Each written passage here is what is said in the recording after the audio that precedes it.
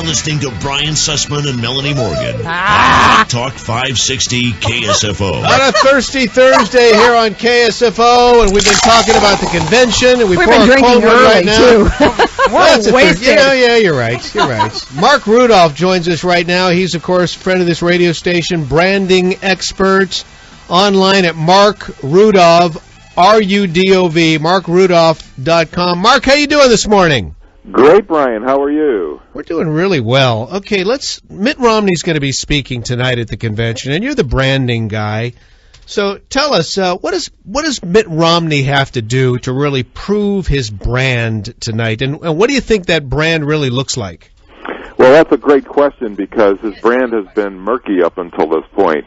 Now, picking Paul Ryan was a great move, and I think he should take notes from Ryan's speech last night.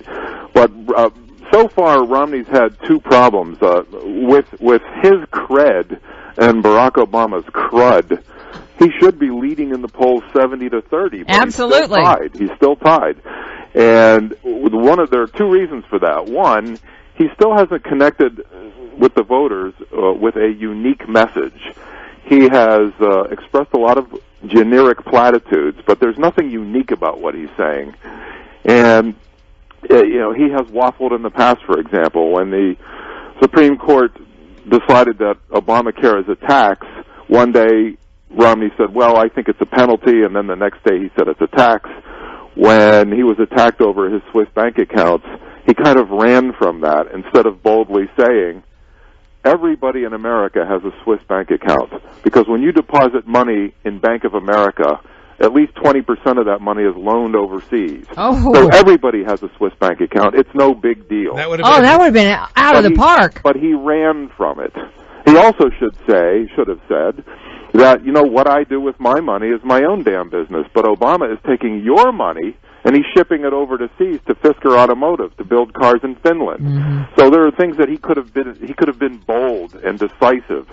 The other problem he has is he's competing against Candyman who's handing out free candy to the Candylanders. Mm-hmm. And so, see, Obama has a great brand because nobody confuses Obama with anybody. Right. And he is unique. And so he has at least half of America hooked on free candy. So if Romney comes in there, he sounds like an oral surgeon. Because they're used to getting candy, and he's trying to teach, oral hygiene. Right. But the thing is, he has to do it. So what kind of words should he use, Mark? How should he say this? How should he frame it? And by the way, for those who are not familiar with what a real brand is, when people react to, remember, and repeat your message, right, then you have a strong brand. And so far, people are not doing that. 15 minutes after Romney speaks, people say, well, what did he say? Mm-hmm. So that's no good. But last night, for example, when Paul Ryan said, people in their 20s no longer want to sleep in their childhood beds staring up at fading Obama posters, wanting to get out of there and get on with life. That's an example of a memorable line. That was a great line indeed. Great. We played that about 3 times already this morning because we remembered it as well, Mark. Exactly. That's the point. You have to remember it. Now, one of the things that Romney has to do is translate our problems into the personal realm. For example, $16 trillion in debt. Not one person on earth even understands that number. But if Romney were to say, in fact, I would love to see a Romney commercial showing a newborn being handed to his mother in the hospital, and then a bill comes from Obama saying this baby now owes $51,000 just for being born. That would be powerful. Now you're making it personal. Another thing I believe he should do is to tell entrepreneurs that they'll collapse under Obamacare, Obama regulations, and Obama taxes, and tell them under Obama, don't even bother starting a business. There's no use. Just give up. But under me, we can get back to business, and you can fulfill your dreams. And then the other thing is he needs to portray Obama as a king, because he's been bypassing Americans with executive orders. Yes. And their freedom is disappearing.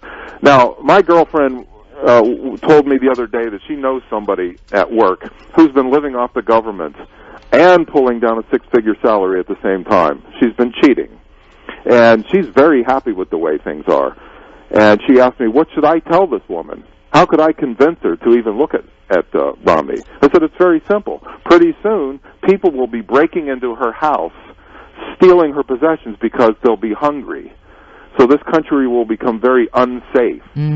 So unless he gets people to react viscerally to his words, to remember them and repeat them, he's just going to look like a CEO.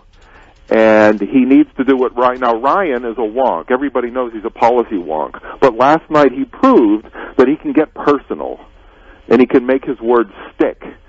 So that's really what he needs to do. And he has the cred. He does. He does. Now, and I think the Palente's, or it was Ryan's, I said, who was it last night who said, no, it was Palente, who said you failed at your first job?